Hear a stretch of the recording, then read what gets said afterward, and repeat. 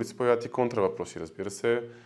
И така, като цяло трябва да следи разговора и трябва да следиш настроението на другия и много зависи кой е гост. Ето, примерно с Илия и Васко беше много по-различно, защото те, сега каквото си говорим, са по-така от забавната част на обществото и нали, съответно епизод с тях беше по-забавен.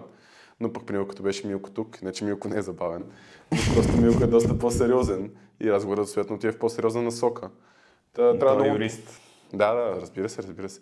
Но трябва много е важно да си следиш с какъв гост и какъв човек е пред теб. Това най-вероятно идват майка ми и баща ми, които си ме караха да стана журналист, но аз не исках. Реално интересен факт е, че по-голямата ми брат и сестра са завършили висше образование в Великобритания. Аз съм наистина, който няма висше образование на този етап в моето семейство. Малката ми сестра сега ще завърши шивим. Но да, доста семейни вечери съм получавал доста хейт, но като цяло аз се занимавам с Вамбуз вече, както казах, 7 години и те са ме отписали.